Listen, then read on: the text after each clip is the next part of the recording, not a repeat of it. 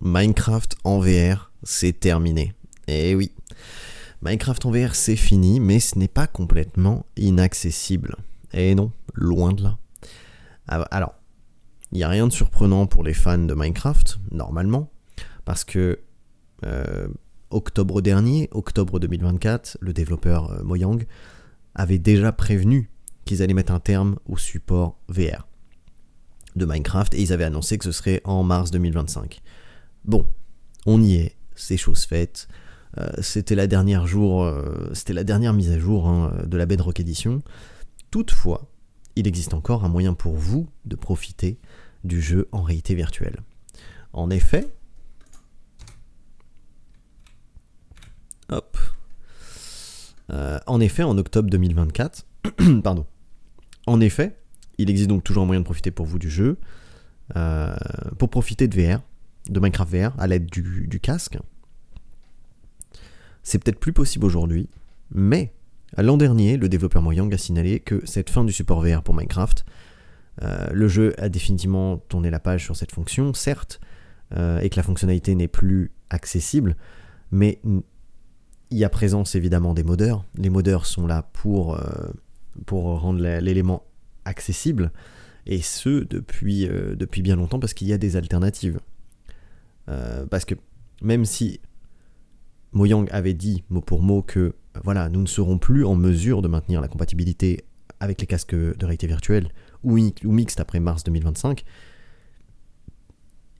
ils avaient indiqué qu'une dernière mise à jour, elle sera déployée à cette date, et que après ils continueront de recevoir d'autres futures mises à jour PC, mais sans la prise en charge de dispositifs de réalité virtuelle ou bien de réalité augmentée. Et là, comme vous pouvez le voir, ces alternatives et le monde des modeurs, et merci qu'ils existent, il s'agit évidemment de Vivecraft et de Questcraft. Alors, pour accéder à Minecraft en VR, il faut d'abord disposer de la version Java originale du jeu, sur PC évidemment, et ensuite il faut se tourner vers des modes non officiels. Vivecraft, c'est connu pour fonctionner du coup avec les casques de réalité virtuelle. Il fonctionne avec les versions 1.7.10, celle de 1.7.10 à celle de 1.20.1 du jeu. Et Questcraft, j'en ai fait un tuto déjà sur la chaîne, donc vous pourrez très bien aller voir ce à quoi ça ressemble, si vous voulez vous faire une idée. C'est une autre alternative, Questcraft, et elle est pensée particulièrement pour les casques, pour les MetaQuest en fait. Et pour en profiter, il faut juste posséder une version de Minecraft édition Java et un compte Microsoft. Voilà, vous ne pouvez pas déroger à la règle, mais vous pouvez le faire. Et, pour info, vous pouvez aussi de mémoire sur AppLab, sachant qu'en plus maintenant sur AppLab a fusionné avec le Metastore, donc vous pouvez normalement le choper direct depuis le Metastore.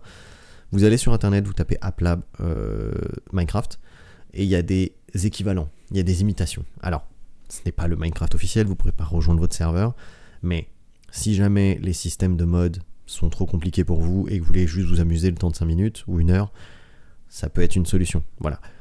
Les modeurs ont fait un travail exceptionnel, ils ont simplifié tous les éléments. Déjà à l'époque, c'était relativement simple et presque facile.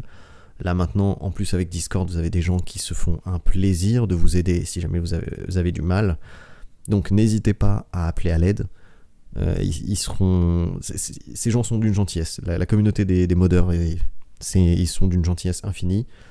Donc je vous souhaite juste de vous éclater sur Minecraft.